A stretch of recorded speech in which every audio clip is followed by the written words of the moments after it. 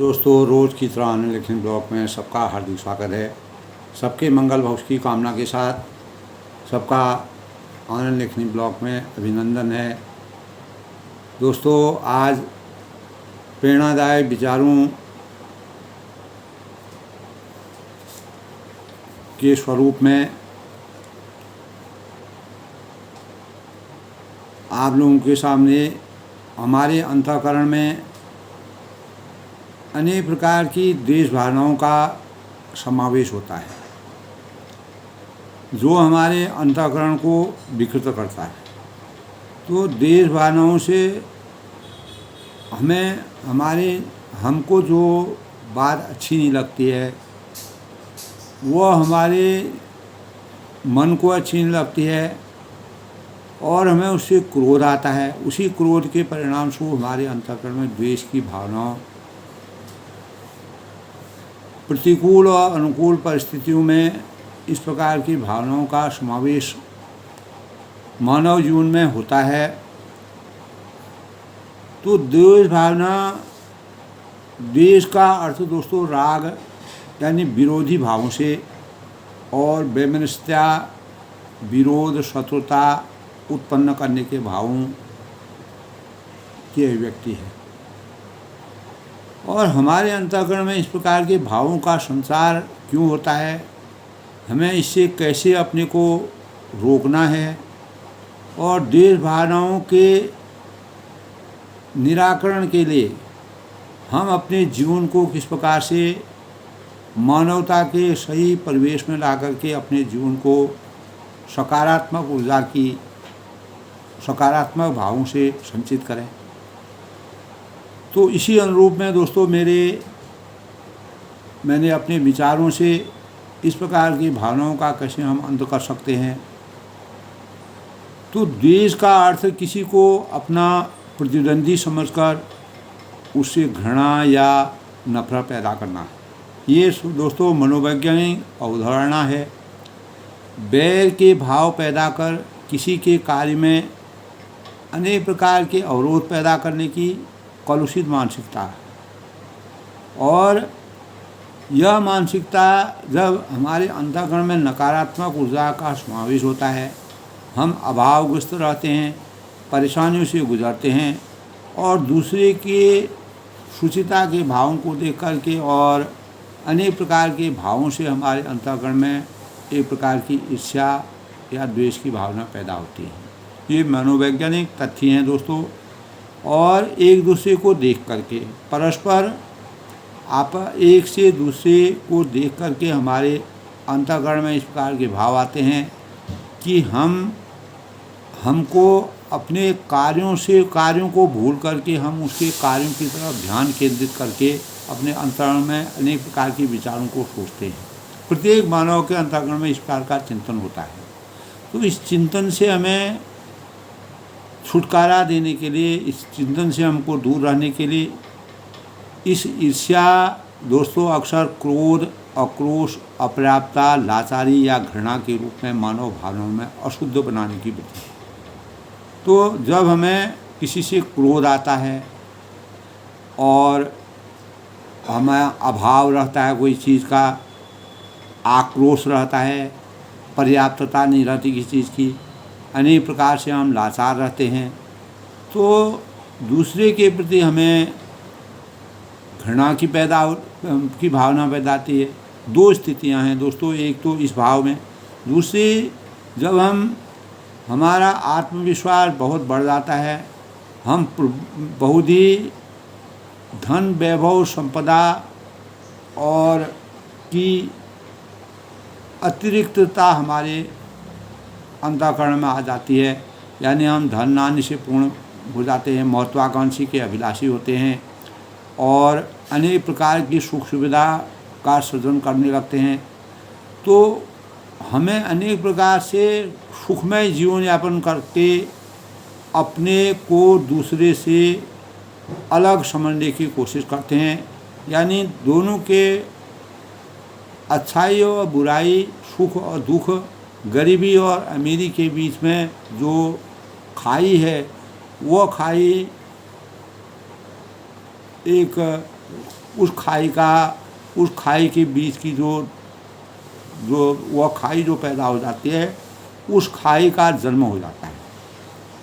तो उसको समाप्त करने के लिए मानवता के भाव को रामचरितमानस में दोस्तों मर्यादा पुरुषोत्तम भगवान राम जी ने अपार सब कुछ होते हुए भी, सर्वगुण संपन्न होने के बाद भी मानवता के भावों को संचार करने के लिए, द्वेष भावनाओं को अंत करने के लिए, समता के भावों का सृजन करने के लिए, मानवीय चिंतन को जगाने के लिए, देश की भावनाओं को अपने राम राज्य की स्थापना करके कैसे संपूर्ण समूल रूप से उसका अंत किया, ऐसे भावों से प्रेरणा लेकर के हमें अपने विचारों में, ज्ञान में अपार ज्ञान के सृजन को बढ़ाना पड़ेगा। द्वेष भावना के लिए दोस्तों गीता में कहा है कि जो मनुष्य न किसी से द्वेष करता है और न किसी से आकांक्षा रखता है, वह कर्मयोगी है और महासन्यासी समझने योग्य है। तो क्योंकि विभिन्न प्रकार के जो द्वंद्वों से रहित जो मनुष्य सुखपूर्वक संसार बंधनों से मुक्त हो जाता है, जो पुरुष न किसी से द्वेष करता है न किसी से आकांक्षा करता है, वह सदा सन्यासी ही समझने योग्य है। तो हमें अपने ग्रंथों के गीता के इस अध्ययन से पता चलता है कि अहंता में राग द्वेष रहता है। जब हमारे अंतःकरण में अहंता आ जाती है तो राग द्वेष से अहंता भाव पुष्ट होते हैं और जिसको समाप्त करने के लिए सन्यासी के समान बनना, एक कर्मयोगी के समान बनकर जीवन के कर्तव्यों का निर्वहन करना चाहिए। इसी परिप्रेक्ष्य में दोस्तों मैंने अपने प्रेरणादायक विचारों से सबको अभिभूत करने का प्रयास किया है। तो समोहं सर्वभूतेषु न मे देश्यो अस्ति ये भजन्ति तु मां भक्तितेषु। यानी चार अहम भक्तितेषु चार अहम, मैं कहीं कम है, मैं कहीं कम हैं, कहीं अधिक हैं। अर्थात जो चींटी छोटी होने पर भी उसको हम कम आंकते हैं, हाथी बड़ा होने पर उसको हम बड़ा आंकते हैं और उसमें अधिक बल की आदि की क्षमता समझते हैं। तो दोस्तों कम हों या ब्राह्मणों को हम अधिक मान देते हैं, जो छोटे होते हैं उनको प्रतिकूल और अनुकूल परिस्थिति में अनेक प्रकार की भावनाओं को हम अपने अंतःकरण में रखते हैं, जो हमारे लिए अभिशाप के रूप में अवतरित हो जाता है। तो इसी के परिणाम स्वरूप हमारे अंतःकरण में द्वेष की भावनाओं का संचार होता है। द्वेष भावना तभी जगती है। तो प्रत्येक प्राणी को अंश ईश्वर का अंश, ईश्वर अंश जीव अविनाशी, तो ईश्वर का अंश मानते हुए जन्म के से, कर्म के, वाणी से, परिस्थिति से, घटना के अनुसार, संयोग वियोग से और समता और विषमता सभी में व्यापक रीतियों में व्याप्त सब में सब ईश्वर का अंश है। तो कहीं कोई किसी से कम नहीं है। इस चीज़ से हमें जब ज्ञान की प्राप्ति होती है तो हमारे अंदर किसी प्रकार के देश भावों का संसार नहीं। यानी जहाँ काम आवे सुई का करे, कहा करे तलवार, चींटी जहाँ पर काम आती है वहाँ पर हाथी कुछ नहीं कर सकता है। इसी प्रकार जहाँ पर गरीब व्यक्ति काम कर सकता है वहाँ पर अमीर व्यक्ति कुछ नहीं कर सकता है। तो सबके कर्तव्यों का अपना अपना निर्वहन है। उस कार्यों को सच्चे भाव से, आदर्श के भाव से निभाने से हमारे अंतःकरण में अनेक प्रकार की द्वेष है, संशय है और संकीर्णता के भावों का अंत होता है। दोस्तों हमारे गीता में जिस प्रकार से कहा है कि द्वेष भावना के लिए भीतर के इंसान को जगाना पड़ेगा। जब तक हम अपना अंतःकरण को जगाएंगे नहीं, अपने अंदर जो छुपी हुई शक्ति है, भावना है, वास्तविक मानवता को नहीं जगाएंगे, तब तक हमारी द्वेष भावनाओं का अंत नहीं होगा। द्वेष, विरोध, वैमनस्यता, शत्रुता आदि किसी के कार्यों को बिगाड़ देने की प्रवृत्ति है। इससे भला किसी का नहीं होना है, लेकिन आपस में एक दूसरे के कार्यों को विशृंखलित करने और कार्यों में अवरोध प्राप्त करने का एक प्रकार के भाव है। इस प्रकार दोस्तों हमें अपने जीवन के हर नए दिन का स्वागत शुभकामनाओं की सोच से की अभिव्यक्ति से प्रारंभ करना चाहिए। अगर हमारी सोच सकारात्मक होगी, शुभता के में, तो सोच से अपने जीवन का दैनिक आधार बनाकर कुछ नई शुभकारी योजनाओं को ध्यान में रखते हुए उनको प्रारंभ करना चाहिए। और हमें निरंतर अपने कार्यों में संलग्न रहना चाहिए। खाली दिमाग शैतान का घर कहते हैं दोस्तों। तो कभी भी अपने जीवन में जो समय होता है उसको किसी न किसी भले कामों में लगा करके समय योग करो, साधना करो, अच्छा सोच बनाओ, अच्छी चीज़ें लिखो, जीवन के लिए कोई अच्छा कार्य करो। जीवन में निरंतर कुछ न कुछ करना चाहिए। बैठना कर्मयोगी का कार्य नहीं होता है दोस्तों। हर व्यक्ति को अपने जीवन में सब कुछ भूलकर द्वेष भावनाओं के कुप्रभाव से छुटकारा अपने आप ही मिल जाता है। तो इसके लिए हमें कृत संकल्प होने का प्रयास करना चाहिए। प्रत्येक मानव जीवन में दोस्तों 365 दिन होते हैं। एक साल में 365 दिन लगभग होते हैं। तो दिनों की गतिविधियों के उतार चढ़ाव होते हैं। कभी हमारा अच्छा दिन आता है, कभी खराब दिन आता है, कभी हमें परिस्थितियाँ घेरती हैं, कभी हमें चुनौतियाँ घेरती हैं, कभी हमारा जीवन सुखमय होता है। तो हमको इन सब चीज़ों के उतार चढ़ाव को देखते हुए अपने जीवन में उन चीज़ों के भावों को संचार करते हुए शुभता का संचार करना चाहिए। शुभ भावनाओं के लिए ईश्वर से कामना करनी चाहिए।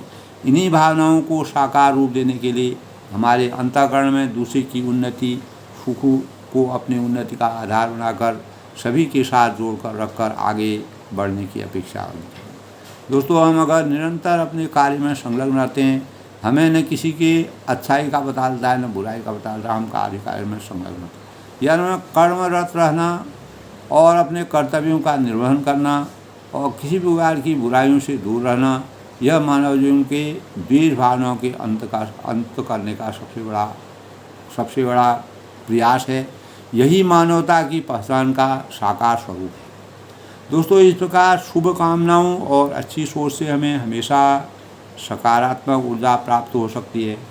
और यह निश्चित है कि यदि हम दूसरों से की सुख और उन्नति को अपने सुख की उन्नति का एहसास करने लगेंगे, हमें जीवन में परमात्मा द्वारा प्रत्यक्ष दोस्तों अब हमारा जीवन जिस प्रकार का है, जिस प्रकार के कर्तव्यों का हमको निर्वहन करना है, हमने अपने जीवन में जिस प्रकार के कर्म किए हैं, उन कर्मों का हमको प्रत्यक्ष या परोक्ष रूप से उसका भोग करना होगा। तो अपने कर्मों के अनुसार अपने कार्यों को भोग करके उसमें किसी प्रकार के भी पश्चाताप करना और अपने मन को संतुष्टि करने के भावों का उदय करना चाहिए। तो प्रत्यक्ष और परोक्ष रूप में दर्शनों की अनुभूति, हमें अच्छे दर्शन प्राप्त होंगे, अच्छे भाव आएंगे। द्वेष की भावना से, राग की भावना से, वैमनस्यता की भावना से हमारे मन में अनेक प्रकार की रुग्णता आती है, शत्रुता आती है और हम निराशावादी बनते हैं और अपने आप को हम व्यथित करते हैं। तो हमारी मानसिकता में अवरोध पैदा हो जाता है, तो हम नकारात्मकता की तरफ बढ़ते हैं। यदि हम अपने मन में ईर्ष्या रूपी बीज को जन्म देते हैं तो वह शत्रुता रूपी वृक्ष को लेकर हमारे अस्तित्व के लिए विनाशकारी यानी गति भ्रष्टता और अज्ञान रूपी अंधकार के समान बन जाता है, जो हमें ही पीड़ा पहुंचाता है। दूसरा आगे पहुंचता रहेगा, उसका कार्य होता रहता है, वह अपना चलता रहेगा, निरंतर चलता रहता है। तो इन भावनाओं से हमें बिल्कुल दूरी बना के रखना चाहिए। अपने समाज में समभाव का परिवेश बनाए रखने के लिए अपने मन में स्वांत सुखाय भावों को जागृत करना चाहिए। संतोषम परम सुखों की अनुभूति रखनी चाहिए। सर्वे सन्तु सुखिनः सर्वे सन्तु निरामया सर्वे भद्राणि पश्यन्तु मा कश्चित् दुःखभाग्। जिस दिन हमारे अंतःकरण में इस प्रकार की भावनाएं आ जाएंगी, हम अपने को पहचानने लग जाएंगे, अपने अंतःकरण में सुविचारों का सृजन करेंगे, आत्मचिंतन करेंगे, स्वयं को पहचानने की अभिव्यक्ति से सकारात्मक सोच की ओर अग्रसित होने लगेंगे। तो हमें हमारे अंदर सुविचार और सद्भावों को जागृत करने की आवश्यकता को बल देने अपने आप ही बल मिलेगा। तो हमारी बुद्धि में प्रखरता होगी, हमारा मानसिक विकास होगा, और जब मानसिक विकास होगा तो हमारा आत्मा का विकास होगा और हमारा जीवन चरितार्थ होगा। सबसे बड़ी बात दोस्तों यह है कि द्वेष की भावना हमारे मन में जलन की कुत्सित मानसिकता को पैदा करती है, जिससे हम एक दूसरे से रुष्ट होते हैं। अगर हम किसी का भला नहीं कर सकते हैं, किसी की बुराई को ना देखें, किसी की बुराई में न जाएं, किसी के लिए गलत ना सोचें, तो सोच अगर हमारे विचारों की अभिव्यक्ति सोच सही होगी तो हमारा मार्गदर्शन भी सही होगा। हमें सही रास्ते का अनुसरण करना होगा, सही रास्ता हमको खुद ही मिलेगा, जिससे हमारा कीमती समय कभी भी बर्बाद नहीं होगा। तो हम अपने समय की सदुपयोगिता को समझेंगे।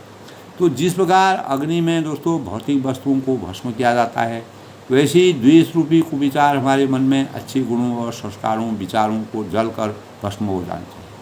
तो द्वेष भावना से ग्रसित कोई भी सत्कार्य नहीं कर सकता है।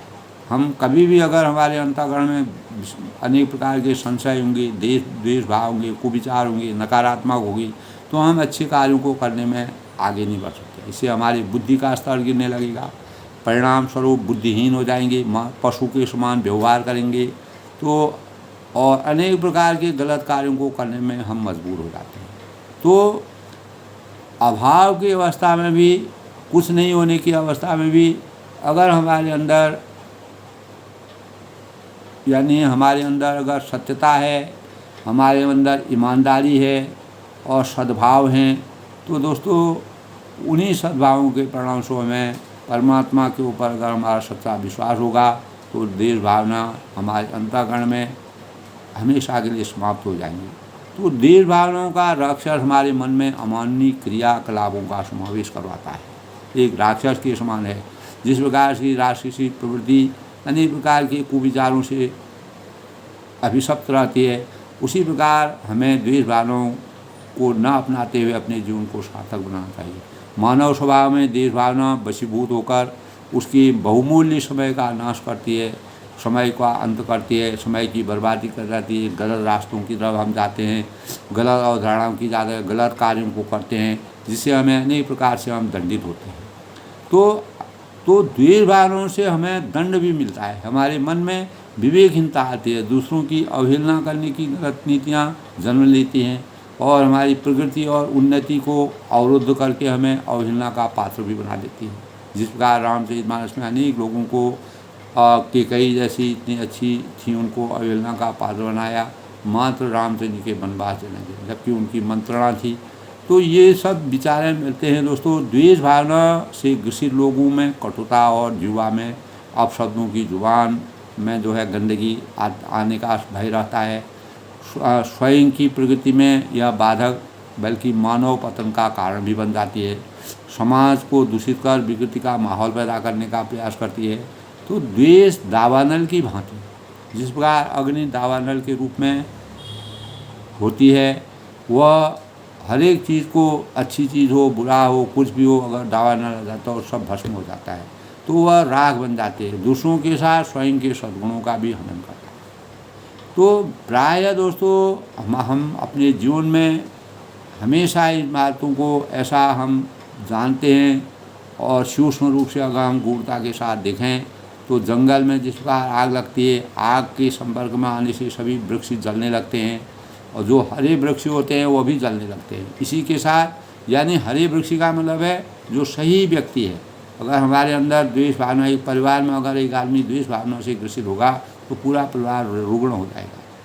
तो जैसे जंगल में आग लगती है, सूखा वृक्ष हरे वृक्ष को भी बर्बाद कर देता है, इसी के साथ निर्दोष जीवन जंतु पशु पक्षी भी उसे एक दूसरे से दूसरा आदमी भस्म हो जाता है। जिस प्रकार पेड़ पौधे भस्म होते हैं, उसी प्रकार ईर्ष्यालु है, द्वेष भावना प्रेरित जो व्यक्ति इस प्रकार के होते हैं, दूसरे लोगों के लिए विनाशकारी हो जाते हैं।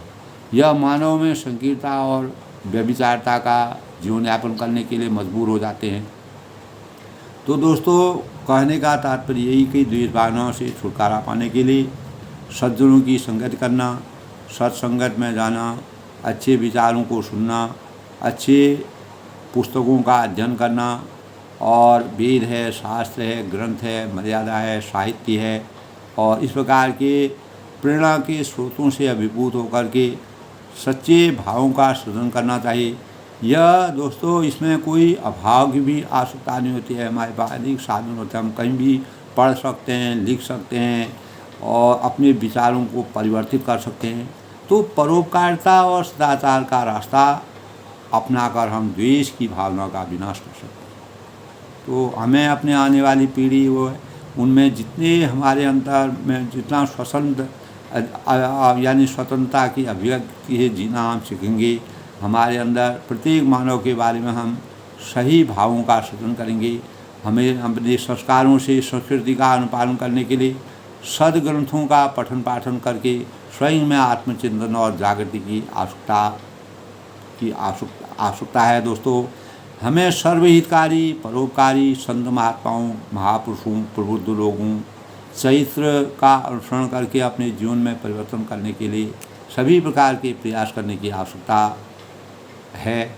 यही हमारे जीवन में द्वेष रूपी राक्षस का अंत कर विश्व बंधुत्व की भावना, वसुधैव कुटुंबकम की भावनाओं को उजागर करने में अहम भूमिका अदा करके हमारे जीवन को असत से सत्य के मार्ग पर प्रशस्त कर सकते हैं। तो असत से सत्य में प्रवेश करने के लिए हमें अपने साहित्यिक संगठन, साहित्यिक स्वरूप को, पुरुषार्थ को बल देना होगा। द्वेष भावनाओं के भूत को सत चरित्र से, पुरुषार्थ की औषधि से उपचार कर राम राज्य की स्थापना हम कर सकते हैं।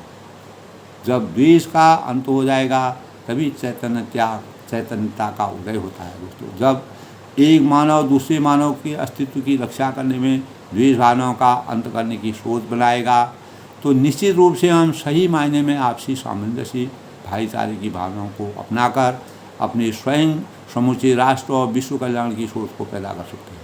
यही दोस्तों मानवता की पहचान है, सही हमारे उत्थान और उन्नति का आधार है। द्वेष भावना के अंत का स्रोत है कि दोस्तों, बुरा जो देखने में चला, बुरा न मिलिया कोई, जो दिल खोजूँ अपना मुझसा बुरा न कोई। तो ऐसी भावनाओं को अगर हम अपने अंतःकरण में रखेंगे तो ऐसे ही भावों से हम सबके जीवन को सुखमय तथा कर्म प्रधानता की ओर अग्रसर कर सकते हैं। तो द्वेष भावनाओं को कभी किसी भी व्यक्ति के जीवन के पनपते हुए पलों में जीवन के यापन कर सकने, उसके जीवन को परिवर्तित करने के विचारों के भावों का संचार करना चाहिए। द्वेष से, राग से और क्लेश से की भावनाओं से हम नकारात्मक रास्ते की ओर अपना ध्यान विकेंद्रित करते हैं। यही हमारे मन और मनस्थिति में अनेक प्रकार के हमको शिकार बना देता है, हमको गलत रास्ते में ले जाता है, हमारे अस्तित्व के लिए अभिशाप का सूचक बन जाता है। दोस्तों, यही हमारे कर्म पथ पर अवरोध पैदा करने की अविकसित मानसिकता की सोच पैदा कर सकता है। तो हम जब ऐसी प्रवृत्ति में निवृत्त हो जाते हैं, ऐसी प्रवृत्ति आते हैं, इसकी निवृत्ति के लिए हमें अनेक प्रकार के अपने जीवन की दैनिक स्वरूप को बदलना पड़ेगा और ऐसे परिवेश से एक दूसरे से भाईचारा और मानसिक संतुलन और अनेक प्रकार की शुभ सुचिता के भावों का सृजन करना चाहिए। तो अगर ऐसे भाव अविकसित मानसिकता की सोच पैदा कर हम समाज में अवहेलना के पात्र बन जाते हैं। तो इसीलिए दोस्तों, निष्काम भाव से जीवन व्यतीत करना मानव जीवन का सबसे बड़ा लक्ष्य होना चाहिए। तभी हम मानवता के भावों के सही स्वरूप बन सकते हैं, अपने जीवन को उदात्त बना सकते हैं। हमें आज के प्रेरणादायी विचारों में दोस्तों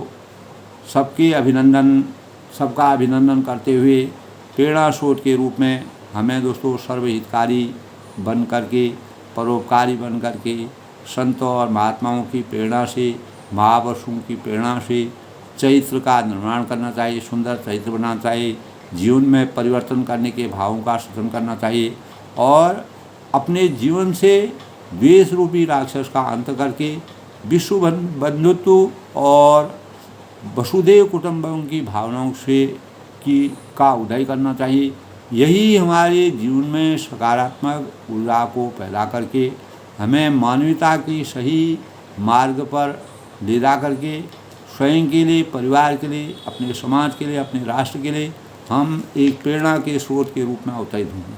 दोस्तों, आज जो विश्व में जो है ओलंपिक खेलों में भी अनेक प्रकार के अपने प्रभुत्व बना रहे हैं, प्रत्येक अनेकों राष्ट्र जिसमें अपनी सहभागिता लेते हैं, तो वह अपने कार्य में हमेशा निरंतर संलग्न रहते हैं, अपने कार्यों में व्यथित रहते हैं, उनको अपने कार्यों में व्यस्त रहते हैं, उनको किसी प्रकार के भावनाएं उनके अंतर्गत नहीं है। इसीलिए उन्नति का सबसे बड़ा रास्ता दोस्तों अपने कार्यों में निरंतर लगे रहना, अपने कर्तव्यों का निर्वहन करना, और अगर हमको किसी की का कल्याण करना है, उपकार करना है, उपकार की भावनाओं का सृजन कर सकते हैं, और अपने विचारों में